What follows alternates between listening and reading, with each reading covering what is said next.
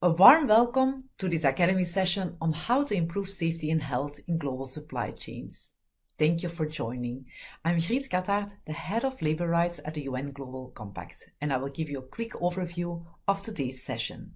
In this session today, we will have different sections. First of all, we will hear the views of the social partners.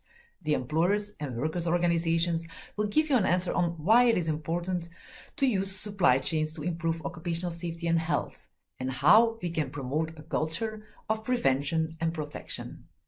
After these remarks, we will move into two panel discussions, and these discussions will be moderated by Vic van Vuren, the Director of the Enterprise Department of the International Labour Organization.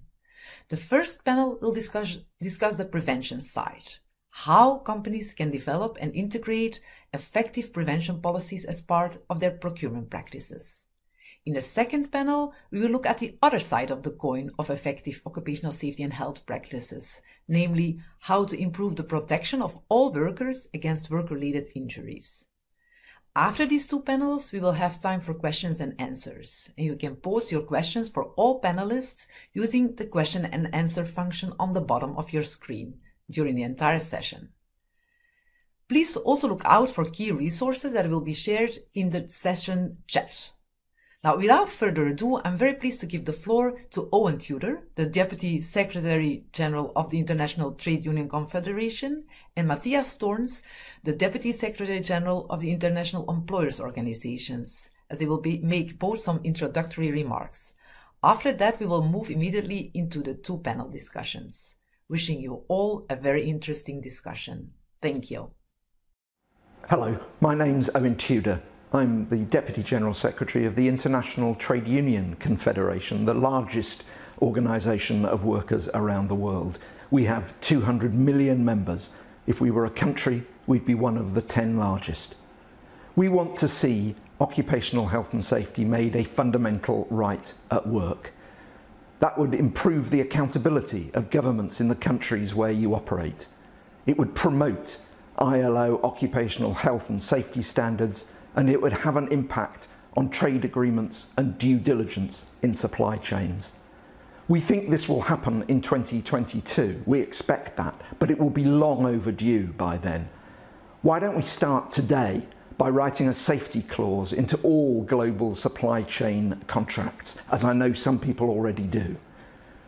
What that would mean is it would mean you giving more support to employers in your supply chain, so that they improved the health and safety of their workforce and also of subcontracted workers, and that they work together with unions locally. Would it cost money? Well, the evidence is that spending on occupational health and safety is an investment that saves money. But really, do you want to make that extra buck out of making people ill or injuring them at work? Does it mean you have to recognise and work with trade unions? Yes, absolutely, because there is clear and incontrovertible evidence that union involvement in health and safety saves lives at work. Around the world, 5 people die because of their work every minute. That's a terrible toll, and we need to drive that down. We want you today to make a decision to make this meeting matter. Go with the science, go with your heart, save lives at work. Thanks for listening. Greetings from Geneva. My name is Matthias Storns. I'm the Deputy Secretary General of the IEV, the International Organization of Employers. We are the global voice of business, representing more than 50 million companies. Ensuring adequate healthcare, social protection and occupational safety and health is one of the most evident challenges to emerge from the COVID-19. Too many people do not have access to proper healthcare and social protection, and occupational safety and health requires even more vigilance to protect workers and employers. For all these reasons and many others, this health crisis has become a humanitarian catastrophe. The UN Guiding Principle on Business and Human Rights clarify that companies should seek to prevent or mitigate adverse human rights impacts that are directly linked to their operations, products or services by their business relations, even if they have not contributed to those impacts. This also includes, of course, a focus on the health and safety of employees, your own employees as well as employees of suppliers. It aims to minimize the risk of impacting the rights to health. Global supply chains are important entry points to improve OSH. However, we need to ensure that we create spillover effects so that all workers have access to safe workplaces. We need to move to a comprehensive approach where OSH challenges are proactively addressed and not reactively as a result of an audit, in which companies collectively make progress on OSH independently, whether they are exporters or purely domestic companies. Collective action is key. The ILO Vision Zero Fund is an important initiative to strengthen OSH on the ground by coordinating action between companies, employer federations, trade unions, as well as governments. The ILO, which hosts the Vision Zero Fund, has huge convening power to bring together governments and social partners. And the ILO has expertise in the area of OSH for more than 100 years. You will hear more about the fund during the seminar. However, I would like to encourage you to consider partnering and collaborating with the Vision Zero Fund. Employer federations also have an important role to play. They can speak up as a legitimate voice of the business community to demand policy changes. They support the organization of collective action, and they can reach companies for capacity building efforts. I would like to encourage you to engage with Employers Federation in the countries you are sourcing from. This engagement with federations on the ground will help to create knock-on effects to the domestic economy. If you engage with local Employers Federation, there will be an important multiplier effect helping you to reach companies far beyond the Tier 1 supplier. ILO Director General Guy Ryder started to demand already at the beginning of the crisis that the new normal must be a better normal. This will not happen automatically. We need now bold action. At IE, we are committed to push the agenda of OSH forward, and we work with you and all other stakeholders for safety workplaces for all. Hi everyone, this is Vic, your moderator of the session, and welcome from all over the world. With our virtual meetings, we're able to link up wherever we are in all four corners of the planet. You know, we need to get real about what we're talking about today. We need to understand the facts and the dynamics of how serious this issue is. Each year, 2.78 million workers die from work-related injuries and diseases, 7,500 per day. 2.4 million of these deaths annually can be attributed to occupational diseases. These are not equally distributed across the world, and I think we understand that through the debates on the social deficit. 60% of the world's labor force is ineffectively protected against work-related accidents and illnesses, and 4% of the world's GDP is lost annually as a consequence of work-related injuries. Just those few stats will tell you that what we're talking about today is a serious issue, and we need to up our game in finding solutions. So I'd like to welcome you to the first session, and we're going to have an interesting discussion. Our first speakers, and I'd like to introduce them in the first panel, will be Ockert Dupper, Neil McFarlane, and Mohammed Zahidullah. Ockert Dupper is the Global Program Manager for the Vision Zero Fund at the ILO. Neil is the President and Global Quality, Health, Safety and Security and Environment Manager from the Firmenich. I don't know if I've pronounced that correct, Neil, hopefully so, Firmenich or Firmenich. And Mohammed Zahidullah is the Chief Sustainability Officer of the DBL Group. So I'm going to hand over directly to Ockert. And Ockert, we'd like to hear from you, but looking at these numbers, we can say that there's an urgent need to do more to improve workplace health and safety. Governments and enterprises and social partners and the workers have respective roles to play in addressing these challenges. Can you tell us a bit more about the Vision Zero Fund, why it's a good example, and how it's bringing these players together? Over to you, Ockert. Thank you so much, Vic, and thank you for the opportunity to be here today. Thank you also to our colleagues from the UN Global Compact. Now, to answer your question, Vic, I think we need to just go back one step to the establishment of the Vision Zero Fund. The fund began its life as a G7 initiative, a political initiative in 2015. And the impetus for the establishment of the fund was the Rana Plaza tragedy. And I don't need to tell you, I think everybody is aware that more than 1,100 workers died and more than 2,500 were injured. Now, the reasons for this tragedy, and of course other tragedies like this, are really complex. They're multifaceted. We, of course, know what some of the failures are that contributed to Rana Plaza.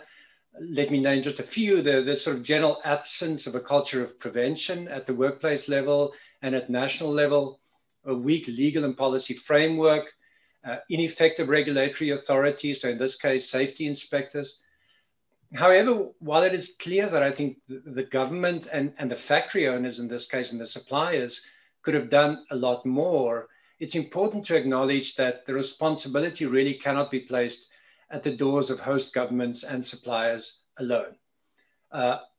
Safe and healthy workplaces need to involve and need to involve global buyers. Global buyers have a really important role to play. And I think that is already acknowledged in a lot of international instruments, the UN Guiding Principles, OECD guidelines, the ILO tripartite M&E declaration. And of course, also increasingly in these new due diligence laws that we're seeing around the world, that are being enacted around the world, in particular in Europe and also at the European Union level. Now, I'm mentioning this because when we had to turn this political mandate that we received into a sort of an effective global program, the building blocks were there. I think we knew what we had to do. We needed to take a comprehensive approach to safety and health. We needed, of course, at the coalface to involve workers and to involve their employers. In our case, the factories, the farms, the construction sites on which we work, to make sure that workers and employers knew what their roles and responsibilities are. However, we also know we need to bring the governments in. The governments have a really important role to play in this. We know that those changes that we bring about in the Vision Zero Fund projects in the countries will not stick unless we have strong regulatory frameworks, good policy frameworks, strong laws, strong enforcement of these laws. But also we know that we need global buyers and the multinationals to be part of that conversation. They have the power, they have the influence, and they have the leverage to effect change. And I think we want to really make use of that. So what we do at the fund, and as Matthias Thorns mentioned, we've made collective action a really important and central component of the way that we work. So just to give you an example, in our project countries, we really bring all the stakeholders together from the beginning of our projects. We begin with a very comprehensive assessment of what we call drivers and constraints. We look for entry points. We bring together all these the representatives of all these stakeholders to really help us to design the intervention models. And I think that's really important because that builds ownership and that ensures sustainability. Now, of course, we want to elevate that conversation, and I'm going to end with this, to the global level as well. But we've always believed that this global conversation that we want to foster around safe and healthy workplaces needs to be informed by actual data and evidence from our project countries. And after 5 years now, I think we have a good sense of really what works and what doesn't work. And we want that evidence and data to really inform global conversations, to bring stakeholders together to really address the endemic issues in safety and health. And I think, being part of the ILO helps. I mean, it has great convening power, and we really want to use that to drive the conversation on safe and healthy supply chains. So thank you, Vic. Thanks, Ockert. And I'm going to move on to Neil now. Neil, coming from an enterprise perspective, what are some of the, in terms of Firmenich, what are some of the strategies that you have in your supply chain work, and more specifically your procurement practices? I think this is a huge challenge for enterprises today, and something that is certainly on the top of your agenda. So let's hear from your company. Thanks, Vic. Good day, good evening to everybody. Just a little bit about Firmenich. Firmenich is the world's largest privately owned fragrance and taste company. We were founded in Geneva in Switzerland in 1895. Actually, this is our 126th year. We're a leading business-to-business company. We have our customers are the world's leading FMCG companies, etc. And we specialize really in the research, the creation, the manufacture, and the sale of perfumes, of flavors, and of food ingredients. And we're renowned for our world-class research and creativity, but also our approach to sustainability and responsible business. In terms of our supply chain, we have 15,000 suppliers around the world. And of those 15,000, I would say we've got about 5,000 who are directly involved in raw material supply, and that's what I'm going to focus on. And, you know, doing responsible business into the supply chain is nothing new for Firmenich, and I'll come on to that. But supply chains today need to be really resilient. The pandemic has taught us that a resilient supply chain is one that ensures that its people are cared for, their safety is looked after, their health is looked after. Because if we haven't got that, we haven't got a resilient infrastructure, and the whole value chain breaks down. It's something that our customers require, and it's something that's been very dear to our own heart, and we've pushed it down into, you know, our own supply chain. And remember that as a business to business, you know, our customers are part of the overall supply chain going through the ecosystem.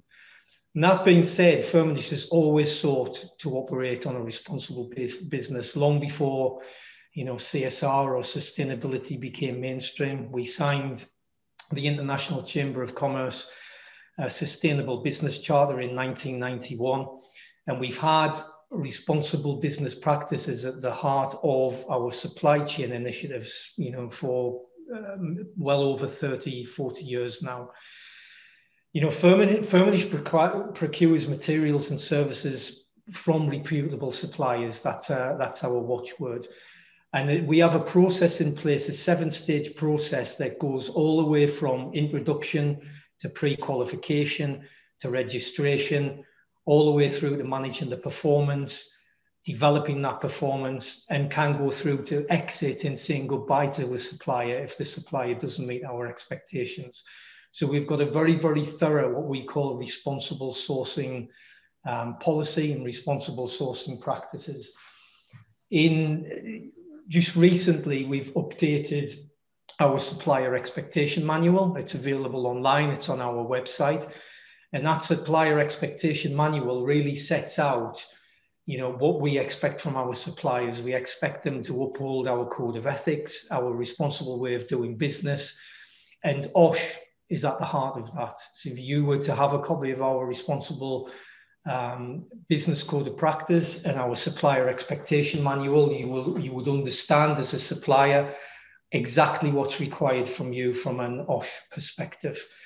The OSH practices that we expect you to have in place, and the OSH practices that we will, you know, go to great lengths to qualify in order to, you know, for you to become a qualified supplier. Thank you very much, Neil. And we move straight on to Mohammed. Mohammed, as a supplier, what can buyers do to enable sound OSH practices at the supplier level? Now, what support do you need from buyers to make this happen? Over to you. Yeah, from buyers, that's actually the most important thing. Like, you know, especially in this garments and textile business, you don't work for one standard buyer, then multiple buyers what you have. And actually, most of the time we find is that their buyers are having different standards, actually, you know. So if a unified OSH standards comes in, that's very helpful for all of us. And of course, you know, there's something in terms of Bangladesh as a country, you know, how learning can be encouraged, you know, so maybe a digital learning platform can come in. This could be good. Even apps in local language can be made so that, you know, especially the workers, you know, it can help them on their own learning thing, because end of the day, we are concerned with the workers who feel, you know, their safety, actually, you know, they're not so comfortable in using the PPs, you know, time and again, we educate them, but still they keep on, you know, not using regularly, you know. So apps will be helpful, digital learning platform would be helpful. And of course, you know, dedicated OSH programs can come in, like, you know, buyers have brought in various programs in the country, which has helped the country a lot in the development of this sector, in this garment sector. So I feel that OSH dedicated programs can come in also. And of course, you know, when we are talking about higher OSH standards, you know, definitely, you know, some financial support, because, you know, the business, what we are into it, you know, you may be quite aware, you know, the price, what comes into this country, you know, for the manufacturing of the garments. So that does not give so much leverage to go for some implementing higher standards. So financial support would be also a good thing. So maybe I would say these 5 or 6 things, you know, would be good support from the buyers. Thank you. Thank you very much. I'm going to ask a few more questions and pick up some of the questions from the chat box. And the one is from Sandra, who's talking about education of people on these different health themes. And how can how can one get to improving the communication and get workers to take this to action from their side? Ockert, what do you say to that?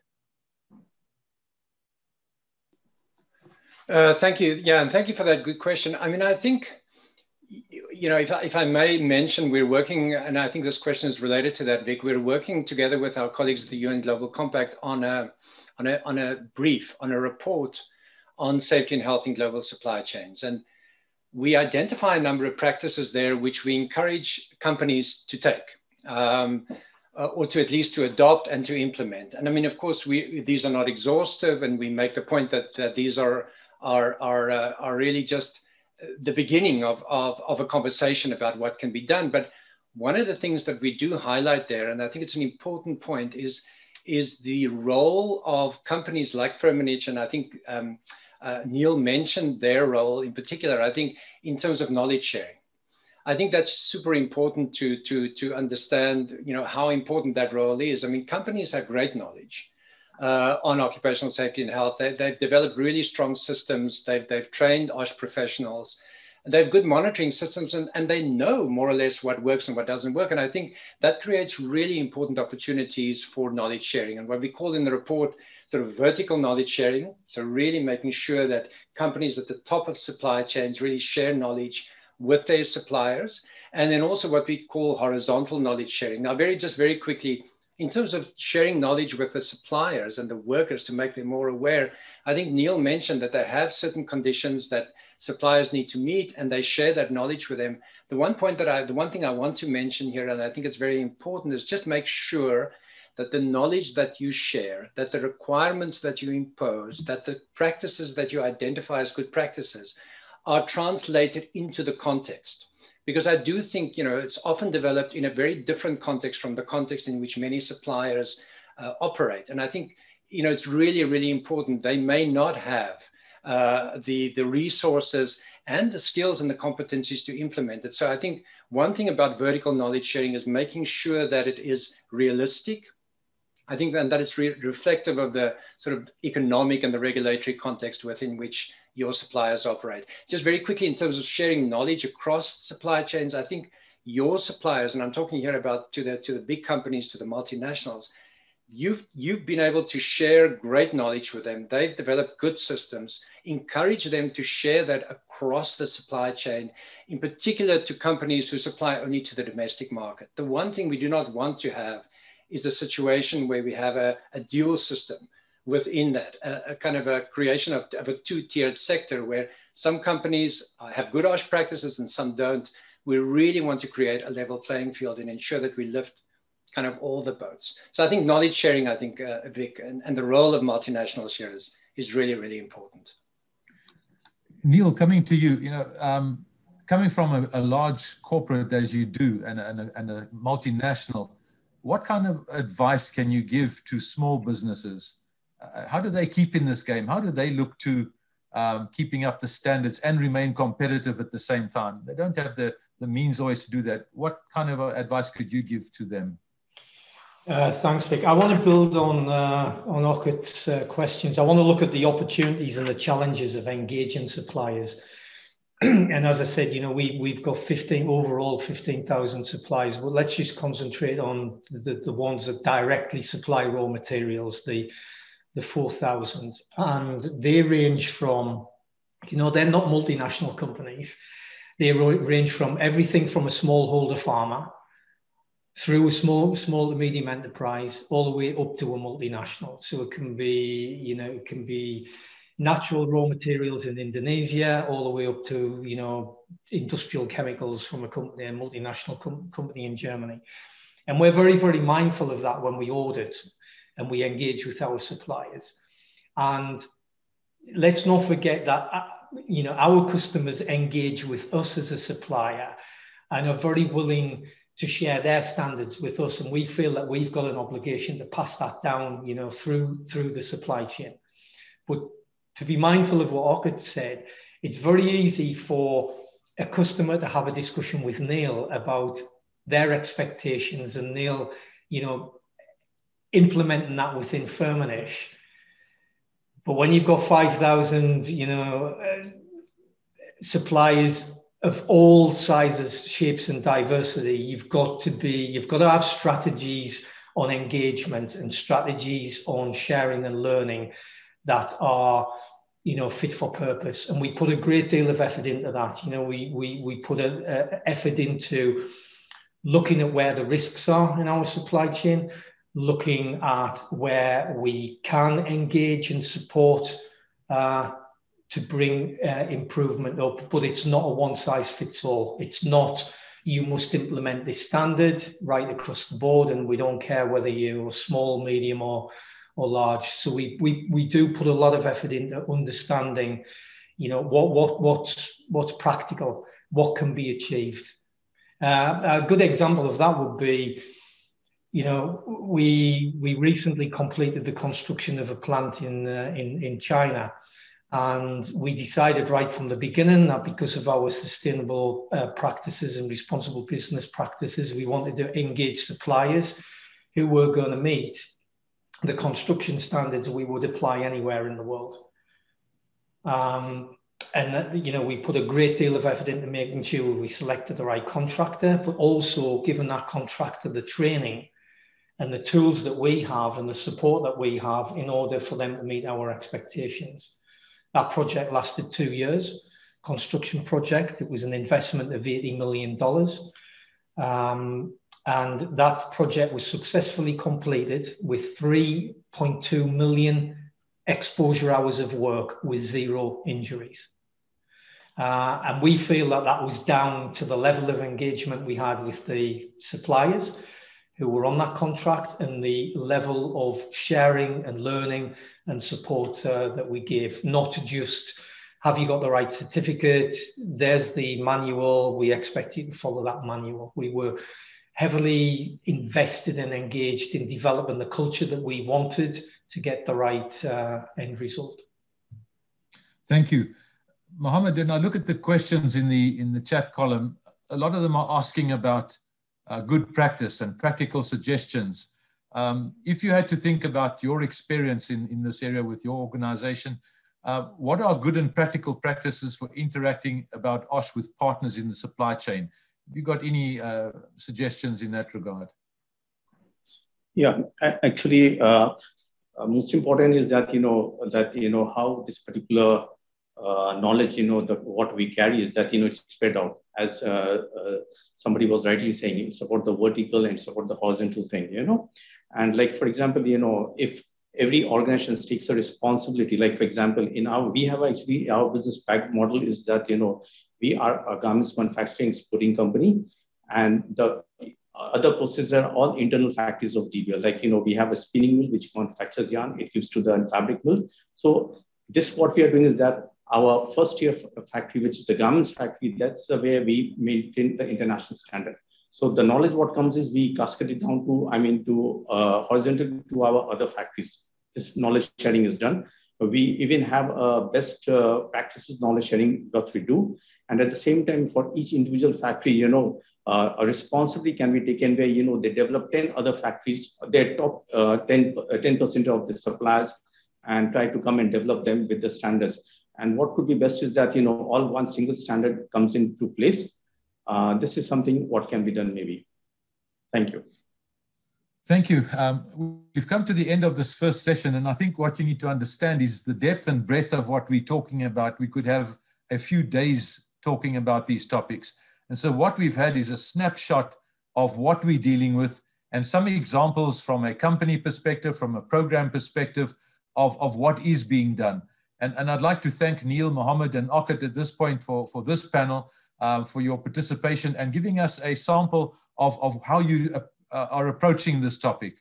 And I'm sure that with the profile of what you just put on with the companies that you're representing, there would be websites that one can look up more in depth about the examples that you are following to make this happen in the workplace. And we want to thank you for not only spending time with us today and for like you to stay on if there's more questions later on. I understand that one of you may not be able to stay on all the time, but this is much appreciated. So we're going to move on now to the next discussion, and that is on improving the protection of workers against work-related injury. And what can multinational enterprises do to ensure that workers in supply chains are protected when they get injured or contract on an occupational disease? And in this regard, we've got two experts with us today, Anna-Marie Rosa from the ILO and Masarat Kader Sayeda, a stakeholder engagement and public affairs manager at H&M. And Anna-Marie is the senior policy, legal and labor rights specialist in the ILO.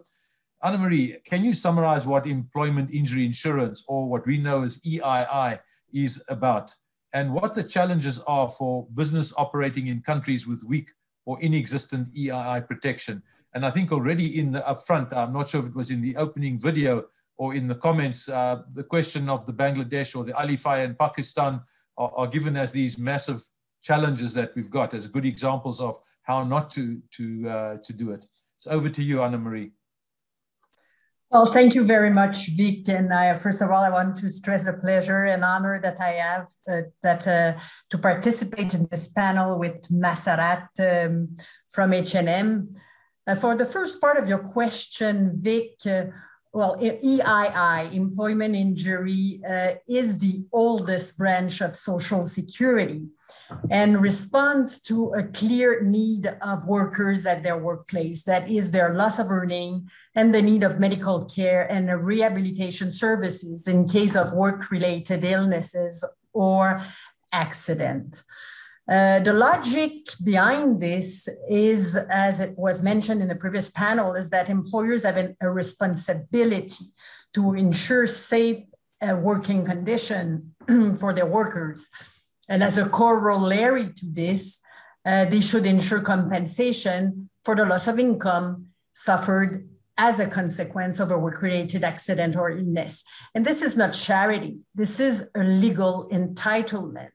And I think that this legal entitlement is absolutely necessary when you look at the number on the screen, where you see that 60% of the workforce in the world is not covered by some form of protection against work-related injury. And although we know that the 2 million, more than close to 3 million workers are dying every day in relation to their work. And in fact, just maybe a little bit of history, I think, is important, because then you will understand better how it works in the various countries in which you have operations. Well, in the very early days of the ILO, one of the first conventions that were adopted were about protection against work-related injury. And the logic at the time was very much employers' liability. So authority had the obligation to have law in which this liability was enshrined, and it was also necessary to provide for courts in case of dispute. But because of many shortcomings related to this approach, state and social partners in the world have agreed, and I would say after the Second World War, have agreed to change the approach and to adhere to an approach that is a no-fault approach. So if there is an accident, if there is a disease in relation to work, workers have automatically the entitlement to compensation.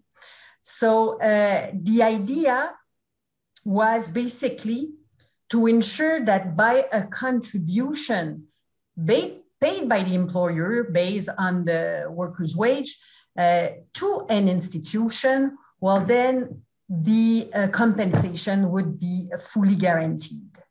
So, and it's also important, according to the practice that the ILO knows, to know that this contribution paid by the employers is usually very reasonable, because it's less than 1% of the wage bill. So basically, in a nutshell, when we're talking about EII, we're talking about an approach where the risk, the accident or the disease, is shared amongst many. This is risk pooling. And because of this risk pooling, the cost is predictable for employers, including in case of large-scale catastrophe, and the compensation is guaranteed to workers.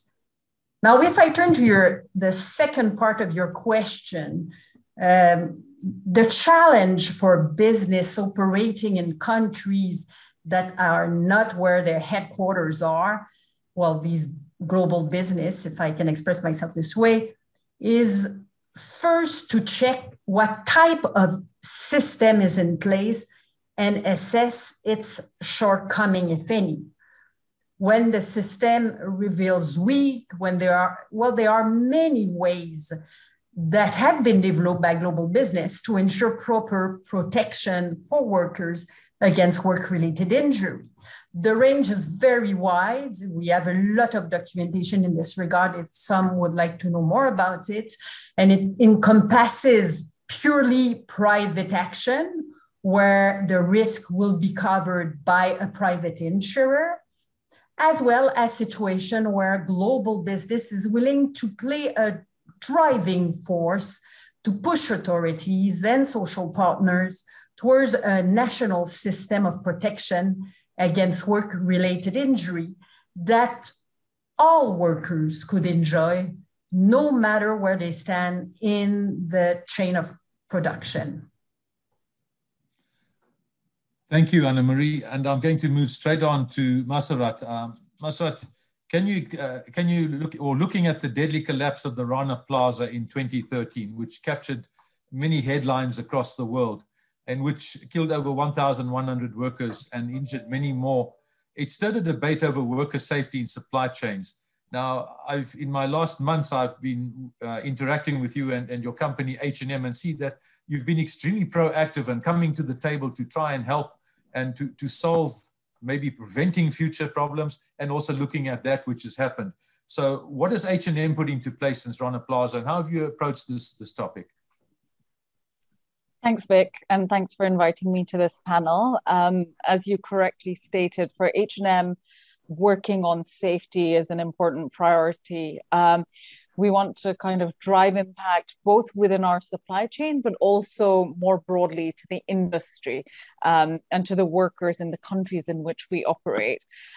So obviously Rana Plaza was a huge wake-up call for absolutely everyone around the world, certainly in Bangladesh, but repercussions way beyond that. And even for those of us who were not kind of directly involved or purchasing from factories within Rana Plaza, there was a big recognition that fundamentally the systems that were supposed to be in place to protect workers were not in place. So within 2 weeks of Rana Plaza, global trade unions and more than 200 brands, European brands, signed on to something called the Accord. The Accord was really a binding agreement through which we all committed to driving improvements in building, fire, and electrical safety in our supply chains. But alongside that, what you saw was 2 other parallel processes. One was the Alliance, which was really driven by the American brands.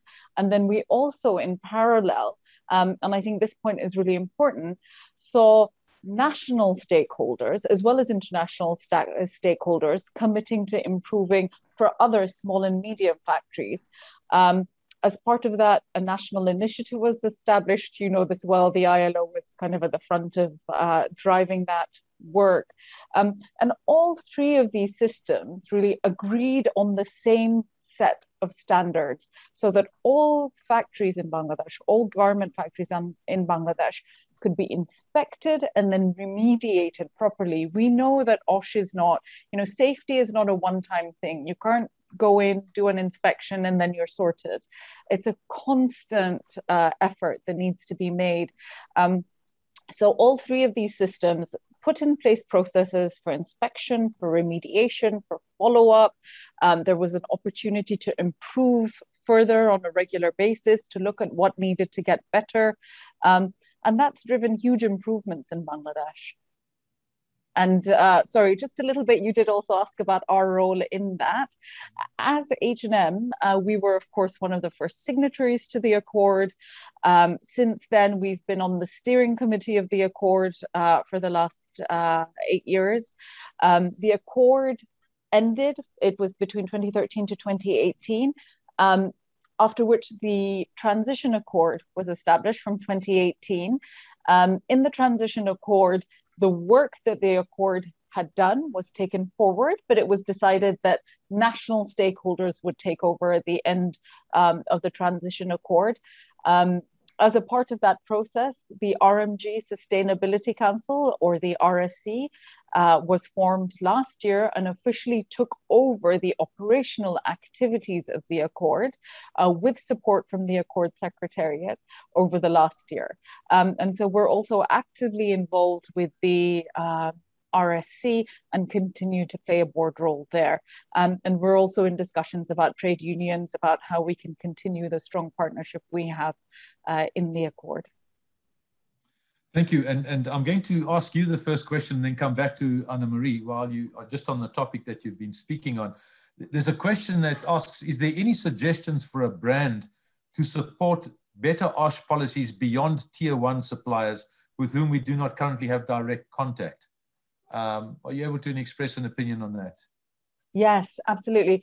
This is fundamentally important. I mean, we know what global value chains are like. It's not about your first point of contact. Many of our businesses go down to tier 2, tier 3, tier 4, and we do really need to ensure that that whole supply chain, we have confidence in it.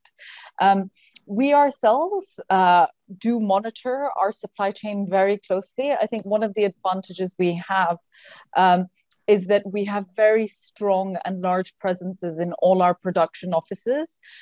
We have big teams who work with our suppliers, who support our suppliers to get better. And they also support the tier 2. And beyond that, we keep a track of who is in our supply chain. We have passed on a number of responsibilities to our tier 1 suppliers, but then we track that data, we collect that data, we identify where there's challenges, and we follow up and try and make sure that improvements are being made throughout. And I think, you know, the standardization is really important, the consistency in going back, the transparency of the supply chain, all of these points really help ensure that the whole system is safe. Thank you. Anna-Marie, there's a question that's been raised about how can you detect OSH issues in supply chains besides audit reports? Which monitoring process should be implemented if you cannot rely on a certificate or an audit report? Do you have any thoughts on that? I will not, I don't think it is the role of the ILO to judge or to recommend one way or another of monitoring the situation in terms of the safety and health in the workplace. What is important is that the tools are used to be able to choose correctly the supplier, the appropriate supplier, and that the appropriate tools be also used to monitor the compliance and the respect of standards that ensure decent work. In the paper to which Ockert referred to a few minutes ago, we have listed a number of practices, and we have referred also to documents produced by the UN Global Compact. So my point would be not to recommend any type of specific measures, but ensure that you find the one that fits your business and your purposes. Thank you. And I'm going to stick to you, Anna-Marie, and ask you another question. Bridging solutions, what is this about? And how can this create a path to sustainable wage-based EII schemes? Yeah, I thought that Masarat was going to mention it because, of course, H&M has been very active in terms of prevention. So Ockert is mostly on prevention. What could be done to prevent accident and illnesses in the workplace, in the textile sector in Bangladesh? And this was following the tragedy of Rana Plaza. But I think that H&M and many other brands that are operating in Bangladesh right now in the textile sector have realized that there is no zero accident workplace, and that yes, you have to have the best practice to prevent accident and illnesses in the workplace, but you also have to address the question, what if there is an accident? What if there is an illness? And this is where the ILO, but all the important stakeholders have, and including brands, have worked together in Bangladesh to put into place a bridging solution. And what is that bridging solutions? We're talking about that. We have put all our heads together to find a very pragmatic and innovative way to make the national system move from a situation where there is no protection against work-related injury, at least nothing that fits the standards, international standards. So to make the system move toward a situation that would fit the standards and offer the appropriate protection at an affordable cost. So basically, this bridging solution in relation to work-related injury is part of a global roadmap that aims at putting into place a nationally financed employment injury scheme in Bangladesh that would be financed with less than 1% of the wage bill. So you see, it's very affordable. But of course, to put into place this bridging solution, you need to put all the key actors together. And when you are addressing seriously protection against work-related injury, you need to have the government on board. And here's the government of Bangladesh, because at the end, it's going to be the government of Bangladesh that will be responsible to oversee the institution that will be put into place. You also need the workers and employers, because they are the ones that are directly concerned and directly affected by this protection scheme. And they are the ones that will take the necessary measure to make it fully operational. And in the case of Bangladesh, in the case of the textile sector, well, of course, you need the international buyers. Bangladesh is the second largest exporter in the sector of textile. They can really play, and I'm looking forward to hear Masarat on this, they can really play a driving force in making the system move toward a real employment injury scheme at the national level.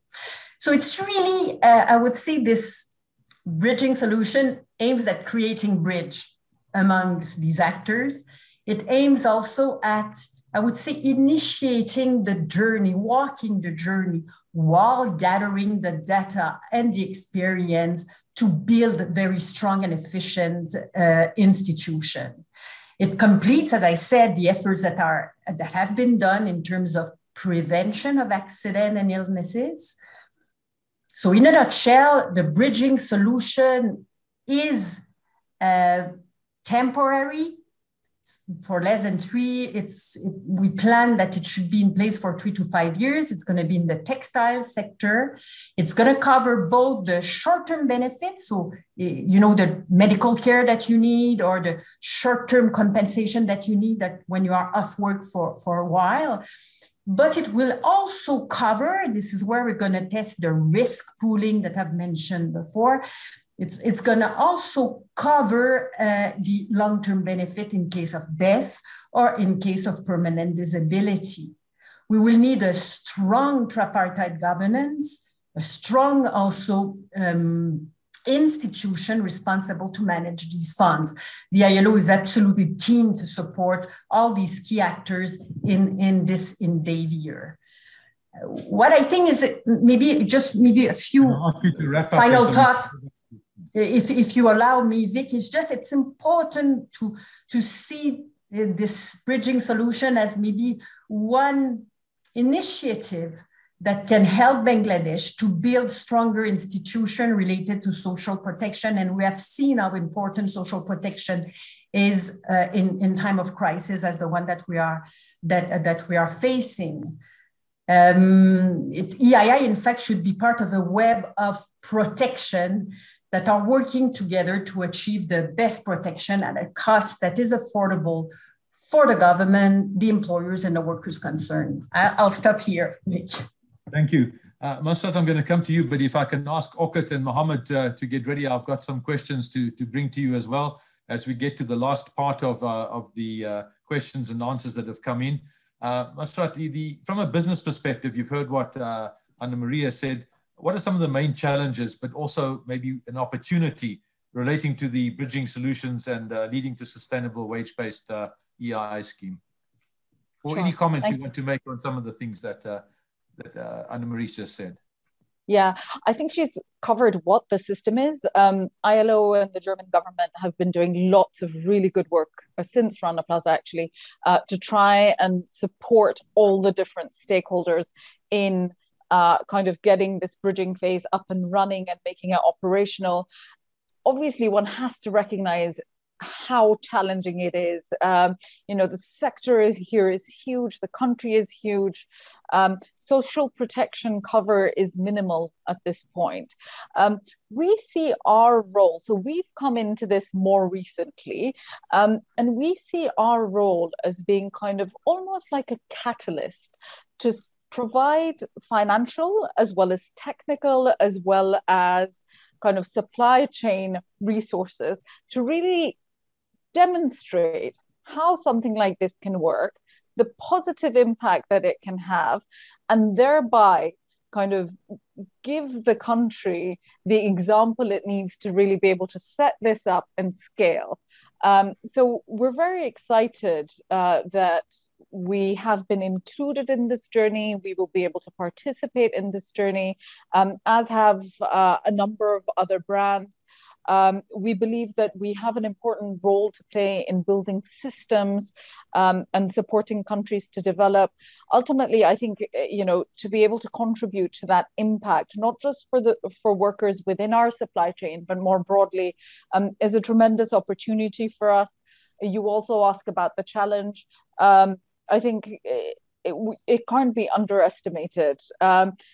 Given the complexity of the situation and the fact that this ultimately, while it's a bridging phase now, ultimately it has to become a sustainable system. For that to happen, the government of Bangladesh have to make really strong commitments and do a number of different things, as does the industry. Policies and regulations will need to change. And so I guess the challenge is in the predictability of all of that. So while we have a really nice roadmap and plan that tells us 3 years, many different people will have to do many different things for that to happen. So I think that's challenge number one. And challenge number two is just getting enough brands and companies, multinational companies, to be interested and willing to invest in this, because there is a risk and it's not certain. But we feel that the merits far outweigh the risks, and therefore have been working with ILO, German colleagues, as well as other brands, to really see whether we can work with national stakeholders to get this up and running. I'll stop there. Thank you. Mohammed, I'd like to come to you on the next question. And working in developing economies, and I come from one, the regulatory framework in which a company has to operate is so important. Can you indicate from your perspective, looking at the regulatory framework and the laws in which you've got to operate, how important is that in order to further the work of OSH from a company perspective? Thank you. Actually, as you said, in developing countries, we have all the regulatory framework or something. It may be not up to that level, or the framework is there, but it's not in action. It's not in implementation. Like, when you talked about the Rana Plaza tragedy or the other things, what has happened? There are regulations which in place, but the people have not been working. So even, most importantly is that, this framework has to be endorsed. It should be a thing which, just bias today, what is happening? Today, the standards, what we are following is more higher from the bias which have come in. The industry has become more secure because of the bias. Like they have brought in Alliance, they have brought in Ockert after the tragedy. So in spite of having your own framework, which is not in place, it is not active, then it does not work out. So it's only through international organizations like ILO and, like even the embassies out here in Bangladesh have been playing a very vital role in this particular thing. So, it's not only about, designing a framework or something, it's also about how this can be implemented. That is most important. And just to share also about the EIPS, DBL has been part of this pilot study with GIZ, the German Institution, Development Institution, and we have contributed all the informations and all, and we look forward to this particular thing. This will be definitely very helpful for the workers in this sector. Thank you very much. And I move to Ockert. What are some of the what ILO standards exist relating to OSH? I mean, we know that the ILO is a standard setting body, but can you give us examples of what is in place?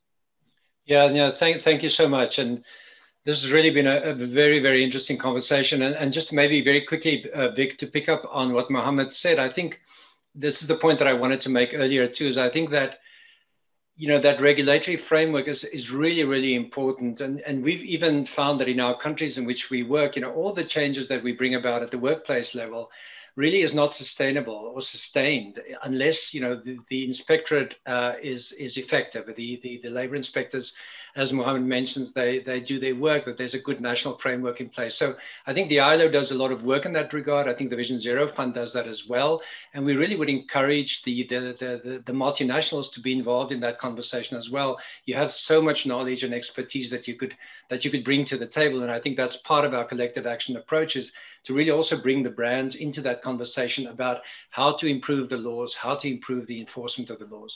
In terms of the ILO, just very quickly, I think, you know, the ILO has been around for more than 100 years, and a lot of our standard setting, as Vic referred to it, has been devoted to occupational safety and health. There are over 40, I think 48 or 49 instruments that the ILO has developed on occupational safety and health, a number of conventions, there's one protocol, there are 27 recommendations, and these range from touching on single issues like exposure to chemicals to specific hazardous sectors. So there's a lot of instruments and standards on agriculture, on mining, on construction, but there are also what we call these framework conventions. So the ones that really establish the general principles. And two of them I want to mention very quickly. One is Convention 155 and one is Convention 187. And I'm mentioning these two because there's a very big debate going on at the ILO at the moment, as you know, Vic, and that Owen Tudor also referred to. And that is to make occupational safety and health a fundamental principle and right at work. Now, what does that mean? I mean, what are the current fundamental principles and rights at work?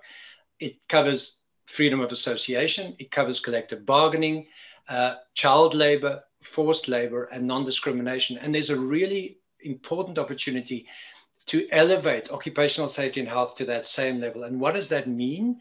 In practical terms, it means that governments, even governments who have not ratified these conventions, will need to report to the ILO on what they have done to further the principles embodied in these regulations or in these standards. And I think that's really important. And, you know, I think there's the jury is still out as to whether that's going to happen next year. There's a lot of internal discussions here in the ILO, but I think we will know by the middle of next year. And then just very, very quickly, also in terms of, you know, the standards, there are these conventions that I think are very, very important, but please, for those who are interested in this topic, please know that there are also a lot of good codes of practice and guidelines that the ILO has issued over the years.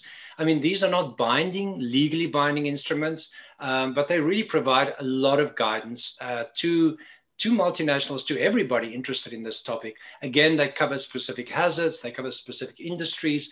There's a very important standard, or at least a guideline on occupational safety and health management systems that really provide practical advice to those who are interested in particular companies of all sizes. So I would really encourage you to visit the website. And of course, I'm happy to answer any questions you may have. So thank you very much, Vic. Thank you very much. And I want to say thank you to all our speakers and on the panels, Masrat and Anna-Marie in the last group. This has been great. I think, as I said in my initial comments, this is a snapshot of a much more broader and in-depth topic of discussion. But thank you to the UN Global Compact for putting this on the agenda, because this is so important. If we look at the social deficit that is out there, we need to recognize that people are not machines and numbers out there on a notepad somewhere. We're talking about the lives of people that impact on families and the well-being of families. So we need to have an integrated approach. And I think we need to also reflect on the work that is being done now, needs to be part of the economic, social, and environmental debate, and mainstreamed in the thinking of organizations like companies, mainstreamed in government strategy. And this has to find a slot in that mainstreaming of discussion.